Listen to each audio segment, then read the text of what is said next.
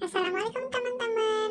Kembali lagi nih bersama kita kelompok 7. Nah, sekarang kita akan membahas course editing. Kuy kuy. Kalian tahu nggak sih apa itu konten? Nah, konten itu adalah sebuah informasi yang memang biasanya dimunculkan atau ditulis dalam sebuah media. Bisa media cetak, digital, atau apapun. Selanjutnya, ciri-ciri konten yang berkualitas. Yang pertama, findable, yaitu mudah ditemukan, seperti pencarian, judul, ataupun tagar yang menarik dan mudah ditemukan oleh orang lain. Yang kedua, readable, yaitu mudah dibaca. Konten yang tidak terbelit-belit, pemilihan kata, dan jarak antar kalimat yang tepat, serta penggunaan format font yang mudah untuk dibaca, sehingga informasi dapat mudah diserap oleh orang lain. Lalu yang ketiga, shareable, yaitu bisa dibagikan.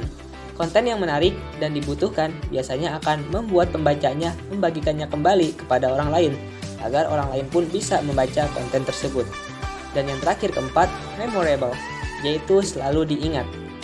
Nah, konten akan bagus dan berkualitas jika kita dapat feel dari konten tersebut. Maka konten tersebut dapat mudah untuk diingat. Ada formula 4U untuk membuat judul konten yang menarik. Yang pertama yaitu ada useful. Pikirkanlah judul yang bermanfaat ketika kita menulis konten.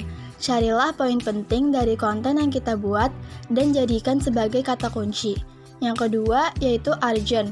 Judul yang penting dapat membuat orang lain tertarik. Pilihlah judul yang lagi booming atau banyak dicari.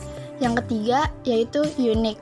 Judul yang unik cenderung dapat menarik perhatian orang. Contohnya S1 versus D4. Yang terakhir yaitu ultra spesifik. Maksudnya adalah memberikan detail pada judul. Dapat dideskripsikan menggunakan angka. Contohnya yaitu 5 tips merawat laptop. 6 tips menulis konten yang berkualitas dan menarik.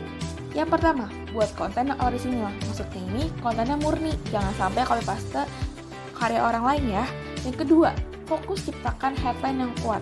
Perlu kalian tahu, headline yang baik adalah headline yang mampu memainkan dan menyetak rasa ingin tahu seseorang. Yang ketiga, bisa memberikan jawaban dan solusi.